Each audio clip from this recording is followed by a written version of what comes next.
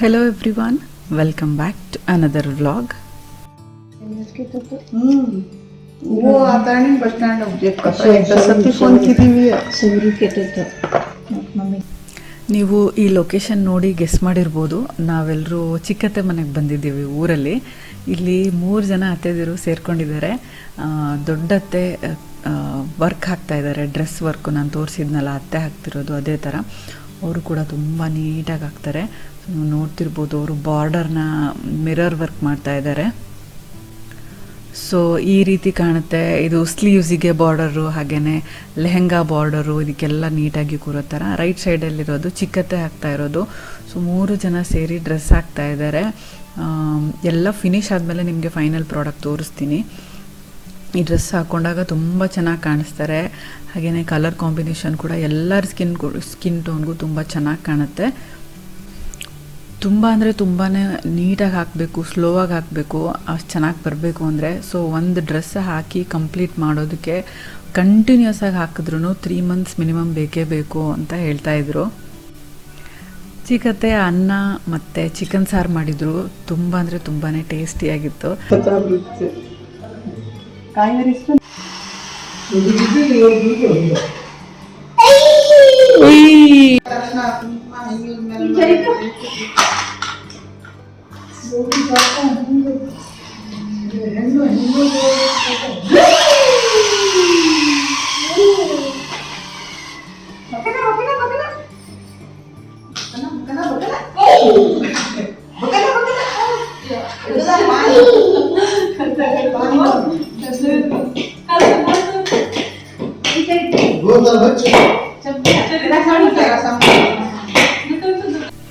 ಸಂಜೆವರೆಗೂ ಎಲ್ಲರೂ ಚೆರಿದ ಜೊತೆ ಚೆನ್ನಾಗಿ ಆಟ ಆಡಿದ್ರು, ಟೈಮ್ ಸ್ಪೆಂಡ್ ಮಾಡಿದ್ರು. ಚಿಕ್ಕತ್ತೆ ಅವ್ರ ಮೊಮ್ಮಕ್ಕಳನ್ನು ತುಂಬ ನೆನೆಸ್ಕೊತಾ ಇದ್ರು. ಟೀ ಮಾಡಿಕೊಟ್ಟು ಬಿಗ್ ಬಜಾರ್, ಸ್ಟಾರ್ ಬಜಾರ್ ಸೈಡಲ್ಲೆಲ್ಲ ಹಾಕಿರ್ತಾರಲ್ಲೇ. ಗ್ಲಾಸಿನ ಕಪ್ಸಲ್ಲಿ ಟೀ ಕುಡಿಯೋ ಮಜಾನೇ ಬೇರೆ, ಸ್ಟ್ರೀಟ್ ಸ್ಟೈಲ್ ಅನಿಸುತ್ತೆ. ಎಲ್ಲಿ ತೊಗೊಂಡಿದ್ದು ಅಂತ ಕೇಳ್ಕೊತಾ ಇದ್ದೆ. ಈ ರೋಡ್ ಸೈಡೆಲ್ಲ ಮಾರ್ತಿರ್ತಾರಲ್ಲ, ಅಲ್ಲಿ ತುಂಬ ಚೆನ್ನಾಗಿರೋ ಸಿಕ್ಕಿದೆ ಕಲೆಕ್ಷನ್. ಹತ್ರ ತುಂಬ ಚೆನ್ನಾಗಿರೋ ಟೀ ಕಲೆಕ್ಷನ್ ಇದೆ.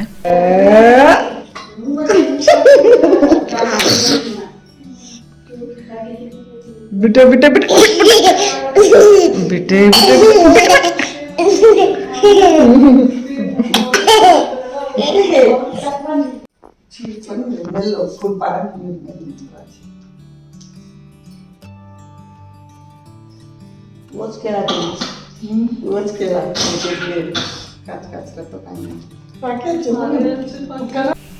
ಇಲ್ಲಿ ಬಂದರೆ ಹೇಗೆ ಟೈಮ್ ಸ್ಪೆಂಡ್ ಆಗುತ್ತೆ ಅಂತಲೇ ಗೊತ್ತಾಗಲ್ಲ. ಆಗಲೇ ಸಂಜೆ ಆಗಿ ಹೋಗ್ಬಿಟ್ಟು ಕತ್ಲಾಗೋದ್ರೊಳಗೆ ಬೇಗ ಮನೆಗೆ ಹೋಗೋಣ ಅಂತ ಹೊರಡ್ತಾ ಇದ್ದೀವಿ. ಮಳೆ ಬೇರೆ ಬರ್ತಿತ್ತು. ಚಿಕ್ಕತ್ತೆ ಕುಂಕುಮ ಕೊಡ್ತಾ ಇದ್ದಾರೆ ಇವೆಲ್ರಿಗೂ. ಇಲ್ಲೇ ಇದ್ದು ರಾತ್ರಿ ಊಟ ಮಾಡ್ಕೊಂಡು ಹೋಗಿ ಅಂತ ಹೇಳ್ತಿದ್ರು. ಬಟ್ ಕಾರ್ತಿಕ್ ಅಲ್ಲಿಗೆ ಬಂದುಬಿಡ್ತಾರಲ್ಲ ಬೇಗ, ಮನೇಲಿ ಯಾರೂ ಇರಲ್ಲ. ಚರಿತ್ ನೋಡಿ ಮಳೆಯಲ್ಲಿ ಎಷ್ಟು ಎಂಜಾಯ್ ಮಾಡ್ತಾ ಇದ್ದಾನೆ ಈ ವೆದರ್ನ, ಹಾಗೆ ಡ್ರೈವ್ನ.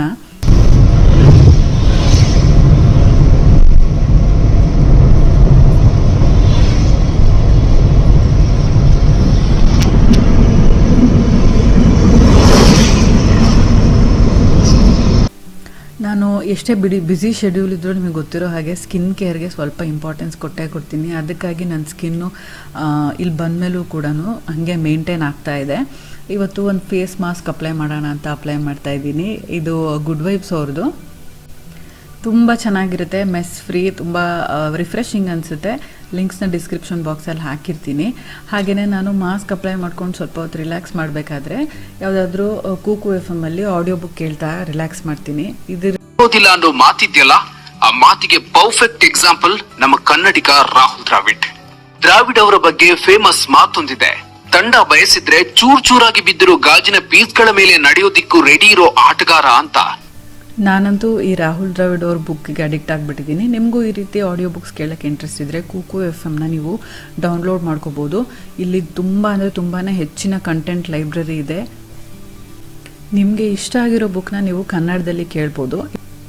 ಆ್ಯಪ್ ಸ್ಟೋರಲ್ಲಿ ಮತ್ತು ಪ್ಲೇ ಸ್ಟೋರಲ್ಲಿ ಇದಕ್ಕೆ 4.5 ಸ್ಟಾರ್ ರೇಟಿಂಗ್ ಕೂಡ ಇದೆ. ಇದರ subscription charge 399 rupees per year. But ನೀವು ನಮ್ಮ ಚಾನಲ್ನ ಫ್ಯಾಮಿಲಿ ಮೆಂಬರ್ ಆಗಿರೋದಕ್ಕೆ BBK50 ಅನ್ನೋ ಕೂಪನ್ ಕೋಡ್ನ ಯೂಸ್ ಮಾಡಿ ಪರ್ಚೇಸ್ ಮಾಡಿದ್ರೆ 50% ಆಫ್ ಸಿಗುತ್ತೆ.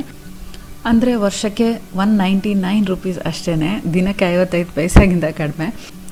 ಈ ಆಫರು ಫಸ್ಟ್ 250 ಯೂಸರ್ಸ್ಗೆ ಮಾತ್ರ. ಸೊ ಲಿಂಕ್ನ ಡಿಸ್ಕ್ರಿಪ್ಷನ್ ಬಾಕ್ಸಲ್ಲಿ ಹಾಕಿರ್ತೀನಿ, ಚೆಕ್ಔಟ್ ಮಾಡಿ ನೋಡೋದನ್ನ ಮರಿಬೇಡಿ. ಇದು ಮಾಜಿ ಕ್ರಿಕೆಟರ್ ನವಜೋತ್ ಸಿಂಗ್ ಸಿದ್ದು ಹೇಳಿದ ಮಾತು. ದ್ರಾವಿಡ್ ಕಮಿಟ್ಮೆಂಟ್ ಎಂಥದ್ದು ಅನ್ನೋದಕ್ಕೆ ಈ ಮಾತೇ ಸಾಕ್ಷಿ. ನಮ್ಮ ಭಾರತೀಯ ಕ್ರಿಕೆಟ್ ಎಷ್ಟೋ ದೊಡ್ಡ ದೊಡ್ಡ ಆಟಗಾರರನ್ನ ಕಂಡಿದೆ. ಸುನಿಲ್ ಗವಾಸ್ಕರ್, ಕಪಿಲ್ ದೇವ್ರಿಂದ ಹಿಡಿದು ಒಂದು 15-20 ಮಿನಿಟ್ಸ್ ಇದ್ರೆ ಸಾಕು. ಇದು ಚೆನ್ನಾಗಿ ಸ್ಕಿನ್ ಮಾಯಿಶ್ಚರ್ ಎಲ್ಲ ಅಬ್ಸಾರ್ಬ್ ಮಾಡ್ಕೊಳ್ಳುತ್ತೆ, ನ್ಯೂಟ್ರಿಯೆಂಟ್ಸ್ನ ಕೂಡ ಅಬ್ಸಾರ್ಬ್ ಮಾಡ್ಕೊಳ್ಳುತ್ತೆ. ಸ್ಕಿನ್ ತುಂಬ ರಿಫ್ರೆಶಿಂಗ್ ಆಗಿರುತ್ತೆ. ವಾರಕ್ಕೆ ಒಂದ್ಸಲ ನಿಮಗೆ ಈ ಥರ ಟೈಮ್ ಮಾಡಿಕೊಂಡು ಮಾಡ್ಕೊಳ್ಳಿ, ತುಂಬಾ ಬೆನಿಫಿಟ್ಸ್ ಸಿಗುತ್ತೆ. ಸ್ವಾತಿ ಯಾವಾಗಾದರೂ ಟಯರ್ಡಾಗಿ ಆಫೀಸಿಂದ ಬಂದಾಗ ಕೂಡ ಅವಳಿಗೆ ನಾನು ಇದನ್ನು ಅಪ್ಲೈ ಮಾಡ್ತಿರ್ತೀನಿ, ಅವಳಿಗೂ ಕೂಡ ತುಂಬ ಚೆನ್ನಾಗಿ ಅನಿಸುತ್ತೆ ಅಂತಿರ್ತಾಳೆ. ನಾನು ಅಲ್ಲಿಂದ ಬಂದಮೇಲೆ ಒಂದು ಸ್ವಲ್ಪ ಪಾತ್ರೆಗಳಿದ್ವು ತೊಳೆದಿಟ್ಟಿರೋದು, ಅದನ್ನೆಲ್ಲ ಜೋಡಿಸ್ಕೊಡ್ತಾ ಇದ್ದೀನಿ. ಕೆಲಸದವ್ರು ಬರ್ತಾರೆ, ಆದರೂ ಕೂಡ ಚಿಕ್ಕ ಚಿಕ್ಕ ಕೆಲಸಗಳಿರ್ತಾವಲ್ಲ, ಅದರಲ್ಲಿ ಎಷ್ಟು ಸಾಧ್ಯ ಆಗುತ್ತೋ ಅಷ್ಟು ಹೆಲ್ಪ್ ಮಾಡ್ತಾ ಇರ್ತೀನಿ. ಹಾಗೆ ಸಂಜೆ ಟೀ ಮಾಡ್ತಾ ಇದ್ದೀನಿ. ಅತ್ತೆ, ನಾನು, ಮಾವ ಎಲ್ಲರೂ ಕುತ್ಕೊಂಡು ಆರಾಮಾಗಿ ಟೀ ಕುಡಿತೀವಿ. ಕಾರ್ತಿಕ್ ಬರೋದು ಲೇಟ್ ಆಗಿರುತ್ತೆ, ಅವ್ರು ಬಂದ ತಕ್ಷಣ ಡೈರೆಕ್ಟಾಗಿ ಡಿನ್ನರ್ ಮಾಡ್ತಾರೆ. ನಾನು ಚಾನಲ್ ಸ್ಟಾರ್ಟ್ ಮಾಡಿದಾಗ ತೋರಿಸಿದ್ದೆ ನಿಮ್ಗೆಲ್ರಿಗೂ ಟೀ ಹೇಗೆ ಮಾಡ್ತೀನಿ ಅಂತ. ಗಟ್ಟಿ ಟೀ ತುಂಬ ಚೆನ್ನಾಗಿರುತ್ತೆ.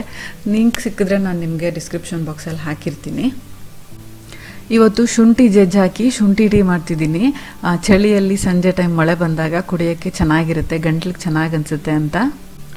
ಚರಿತು ಅವ್ರ ತಾತನ ಜೊತೆ ವಾಕಿಂಗ್ ಹೋಗಿ ಜಸ್ಟ್ ಬಂದಿದ್ದಾನೆ. ಬಂದ ತಕ್ಷಣ ಸೀದಾ ಅಡುಗೆ ಮನೆಗೆ ಓಡ್ ಬರ್ತಾನೆ, ಶೂಸ್ ಬಿಚ್ಚಕ್ಕೂ ಕೊಡೋದಿಲ್ಲ, ಅಷ್ಟು ಅರ್ಜೆಂಟ್ ಅವನಿಗೆ. ಇಲ್ಲಿ ನಾನು ರಾತ್ರಿ ಊಟಕ್ಕೆ ಸ್ವಲ್ಪ ಕಟಿಂಗ್ ಮಾಡ್ಕೊಡೋಣ ಅತ್ತೆಗೆ ಅಂತ ಕಟಿಂಗ್ ಮಾಡ್ಕೊಡ್ತಿದ್ದೀನಿ. ಹಾಗೆಯೇ ಅತ್ತೆ ಇವತ್ತು ರೊಟ್ಟಿ ಮತ್ತು ಪಲ್ಯ ಮಾಡ್ತಿದ್ದಾರೆ, ಮಿಕ್ಸ್ಡ್ ವೆಜ್ ಪಲ್ಯ. ತುಂಬ ಚೆನ್ನಾಗಿರುತ್ತೆ, ಹಳ್ಳಿ ಸ್ಟೈಲು, ತುಂಬ ಹೆಲ್ದಿ ಕೂಡ. ಇದಕ್ಕೆ ಆಲೂಗಡ್ಡೆ, ಬದನೆಕಾಯಿ, ಬೀನ್ಸು, ಟೊಮ್ಯಾಟೊ ಎಲ್ಲನೂ ಕುಕ್ಕರಲ್ಲಿ ಹಾಕಿ ವಿಸಿಲ್ ಹೊಡ್ಸ್ಕೊಂಡಿದ್ದಾರೆ ಸಾಫ್ಟ್ ಆಗೋವರೆಗೂ. ಒಗ್ಗರಣೆಗೆ ಮಾಮೂಲಿ ಸಾಸಿವೆ, ಕರಿಬೇವು, ಈರುಳ್ಳಿ, ಸಾಲ್ಟ್ ಮತ್ತು ಟರ್ಮರಿಕ್ ಪೌಡರ್ ಹಾಕಿ ಫ್ರೈ ಮಾಡ್ಕೊಂಡಿದ್ದಾರೆ. ಈಗ ಎಲ್ಲ ತರಕಾರಿ ಚೆನ್ನಾಗಿ ಬೆಂದಿದೆ. ಇದನ್ನು ಸ್ಪೂನಿಂದಾನೇ ಮ್ಯಾಶ್ ಮಾಡಿ ಒಗ್ಗರಣೆ ಒಳಗೆ ಆ್ಯಡ್ ಮಾಡ್ತಾರೆ. ಅದಕ್ಕೆ ಸ್ವಲ್ಪ ಕೊತ್ತಂಬರಿ ಸೊಪ್ಪು ಹಾಕಿ ಗಾರ್ನಿಷ್ ಮಾಡಿದ್ರೆ ಆಗೋಗ್ಬಿಡುತ್ತೆ. ಮ್ಯಾಶ್ ಮಾಡೋಕ್ಕೆ ಈಸಿ ಆಗಲಿ ಅಂತ ಎಕ್ಸ್ಟ್ರಾ ಏನಿದೆ ನೀರು ಅದನ್ನು ಒಂದು ಬೌಲಲ್ಲಿ ಸಪ್ರೇಟಾಗಿ ತೆಗೆದಿಟ್ಕೊತಿದ್ದಾರೆ.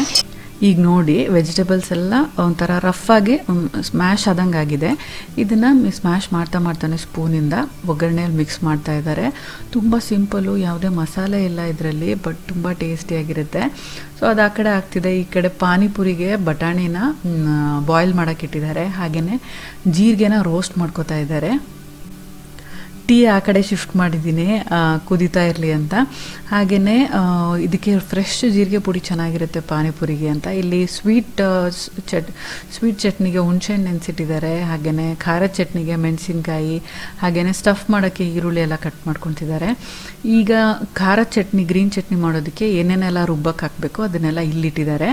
ಕೊತ್ತಂಬರಿ ಸೊಪ್ಪು, ಪುದೀನ, ಹಾಗೆ ಉಪ್ಪು, ಹುರ್ಗಡ್ಲೆ ಮತ್ತು ಮೆಣಸಿನ್ಕಾಯಿ ಇದನ್ನೆಲ್ಲ ಪೇಸ್ಟ್ ಮಾಡಿ ನೀರನ್ನ ಎಷ್ಟು ಬೇಕೋ ಅಷ್ಟು ಹಾಕಿ ಅಡ್ಜಸ್ಟ್ ಮಾಡಿಕೊಂಡು ಖಾರದ ಸಾಸ್ ರೆಡಿ ಮಾಡ್ಕೊಂಡು ಇಟ್ಕೊಂಡಿದ್ದಾರೆ.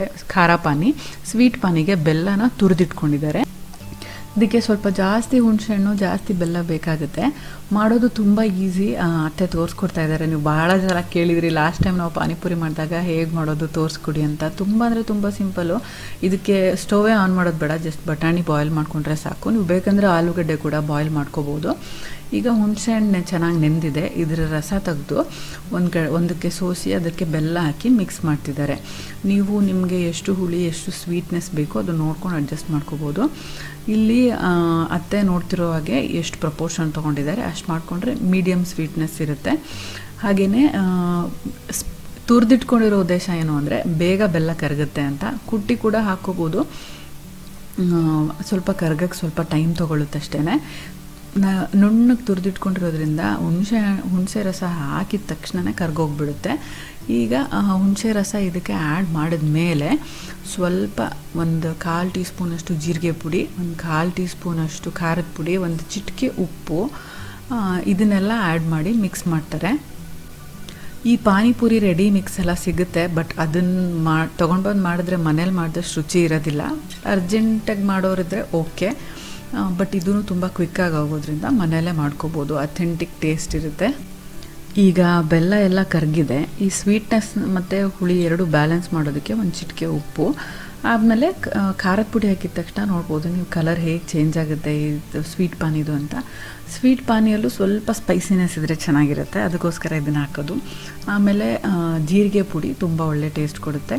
ಇದಕ್ಕೆಲ್ಲ ಚಾಟ್ ಮಸಾಲ ಎಲ್ಲ ಹಾಕೋ ಅವಶ್ಯಕತೆಯೇ ಇಲ್ಲ, ಅದೊಂಥರ ಟೇಸ್ಟ್ ಕೊಡುತ್ತೆ ಚಾಟ್ ಮಸಾಲ. ಅದೆಲ್ಲ ಹಾಕ್ದಲೇ ಅಥೆಂಟಿಕ್ಕಾಗಿ ಮನೆಯಲ್ಲೇ ಇರೋವಂಥ ಇಂಗ್ರೀಡಿಯೆಂಟ್ಸ್ನ ಯೂಸ್ ಮಾಡಿ ಮಾಡಿರೋವಂಥ ಪಾನಿಪುರಿ ಇದು. ಡೆಫಿನೆಟ್ಲಿ ಟ್ರೈ ಮಾಡಿ ನೋಡಿ, ನಿಮಗೆ ಡೆಫಿನೆಟ್ಲಿ ಇಷ್ಟ ಆಗುತ್ತೆ. ಇದನ್ನು ಹೇಗೆ ಅಸೆಂಬಲ್ ಮಾಡೋದು ಅದನ್ನೆಲ್ಲನೂ ನಾನು ಕೊನೆಗೆ ತೋರಿಸ್ತೀನಿ ನಿಮಗೆ.